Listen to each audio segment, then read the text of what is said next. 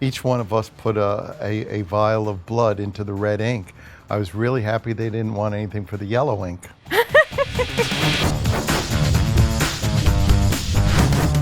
Hi, I'm the Dark Phoenix of Just Arizona. I'm Lorraine. I want to go on record and say I'm a big fan of Cyclops' Buccaneer boots. I'm Langston. This is Earth's Mightiest Show. Where we talk about all the biggest stuff in the Marvel Universe. Hey, Langston. Yes, Lorraine. What do the Dark Phoenix and the band Kiss have in common? Ooh, well, they both rock, right? Yeah. Okay. They're both in Marvel Comics. Mm-hmm.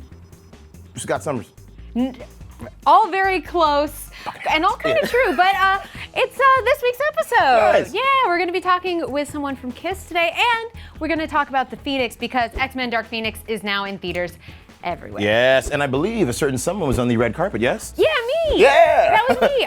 It was super cool, and Cerebro was on the carpet. Really? Yeah, the real Cerebro. I went and I found all of the mutants. I know where they all are now. Oh, well, add her to find if you're a mutant or not. Yeah, like, at Lorraine Cink, just hashtag, am I a mutant? Very good. Am I a mutant? It's a good question. You should ask that all the time. Well, you know what? We love the film.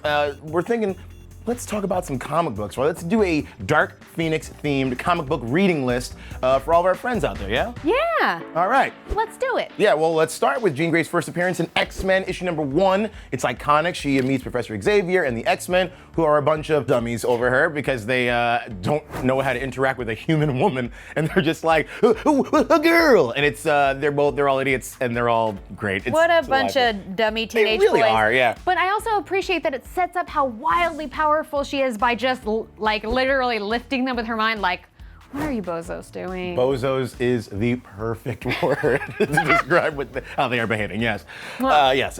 And then you got to read the Phoenix Saga. It really all starts with Uncanny X-Men number 99 through 108, where the X-Men go on a mission in space, and Jean first encounters the cosmically powerful Phoenix Force, and she just has to take it all in and harness all that power, and everybody's like, say what? Including me. Yes. I just love that whenever Jean comes into a room, she's like, I am power, I am fire, I am flame incarnate. It's, at least that's how I assume she says it. Of course, and hey, the costume, you want to talk about iconic. The Oh, green my God, that green costume? with the sash, the sensible sash, very nice. Like a phoenix, I rise from the sashes.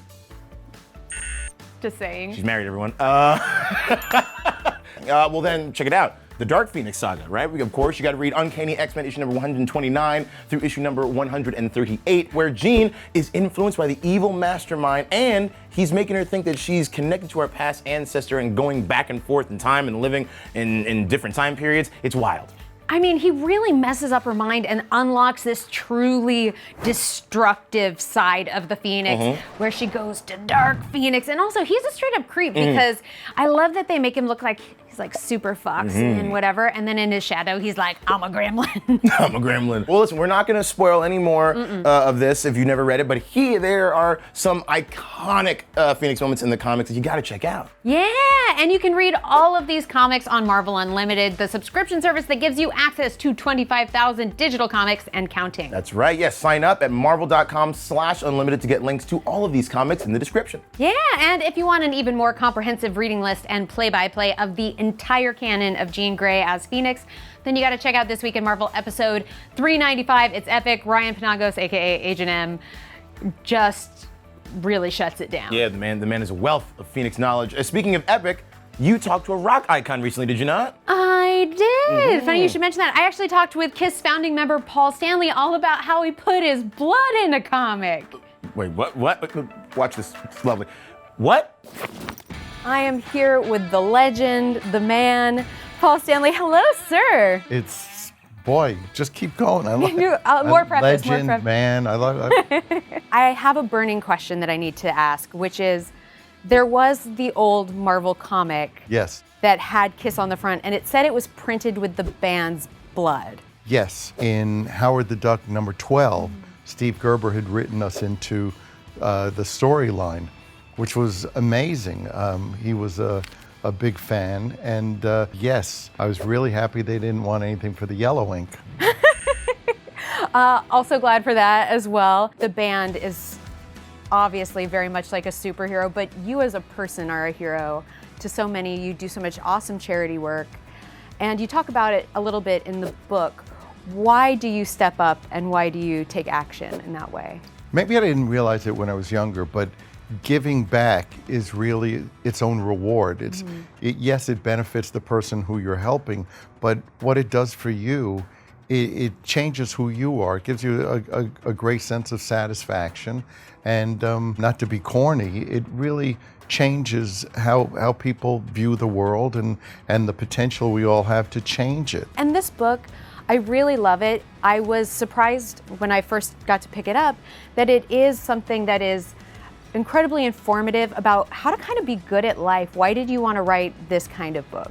There's no shortage of people in your life, I'm sure, or mine, or most of the people viewing, who say when you confront them with a problem you're having, they say, well, if I were you, I would. Well, they're not you. So how can they ever imagine being in your shoes? So for me, what I wanted to do was to say, here's what I did. Here's how I dealt with certain experiences and problems in my life. Maybe that can help spur you on. So that's really what Backstage Pass really is. It's really about my experiences, and maybe somebody can find something that they can relate to in the book. Oh, absolutely. And I think you do have such an inspiring story. Are there certain things that inspire you in the world, like superheroes or something towards that? Well, I think part of the beauty always of Marvel has been that the characters behind the heroes, these amazing superheroes, are complex people. If Kiss were to be Marvel heroes, and we have been. You are. Canon. Truly, Marvel is where we belong, because I've always felt that people might put me or other people on pedestals. And the fact is that we're really all very, very similar. And as part of the Marvel universe, I'm here to tell you that we're all complex and we're all conflicted. You know, what you just said really just drives home again. You get to be like a real life Marvel superhero, because yes, you are of the Marvel universe, but you do get to have like a cool alter ego life, and you get to live both sides of the coin. So I just think it's awesome, and I'm thrilled to have you here today with us. But I have one more question, which is, would you like to play a game? I'm always up for a game. So this is a game called Rock On, or Keep Practicing. I'm going to show you some of our most, I think, really rockin' styles in the Marvel Universe, and I would love your take on these. So you can't lose this game. You can only do right. Okay. All right. My kind of game. All right. So first up, we have Malekith. He's a bad guy, but he rocks some great face paint. Not only does he rock great face paint, but those shoulder pieces, that armor, reminds me of my buddy Gene. So I would have to say, rock on. Yeah, official. I love it. All right, next up, we've got Crossbones. You can tell that's his name because he's got some. Wear who you are proudly, and he's doing it. He is. He's really owning it. Here we go. We have got Typhoid Mary. She's bringing a lot of look to this. I have to say, you can't argue with the hair. All right, next up, Mr. Sinister. Sorry. Not a big fan of the spiky teeth, or? It doesn't say anything about being an individual. It's a little too generic for me. All right, you But basic. he can really chew a steak. Yeah. I'll tell you that.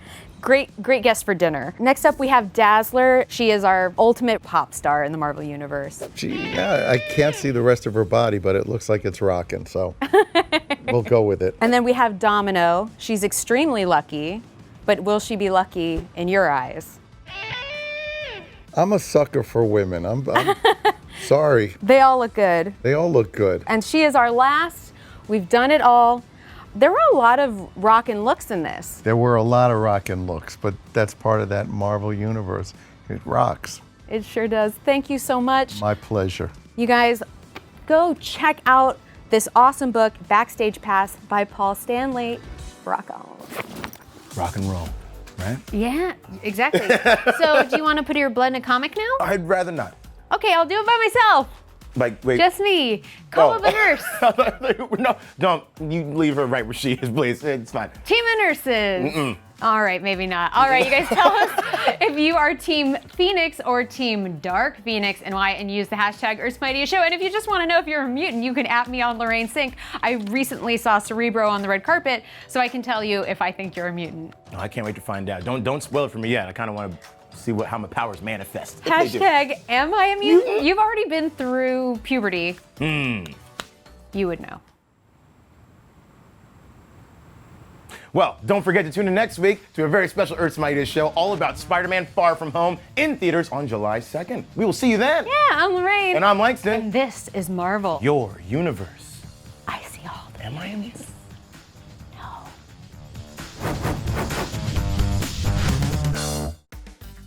Thanks for watching Earth's Mighty Show. If you like this, leave us a comment and subscribe to the Marvel channel. Or click the box over there to watch our last episode. What would your mutant power be? Oh, it's gonna be, I would love to have optic blasts.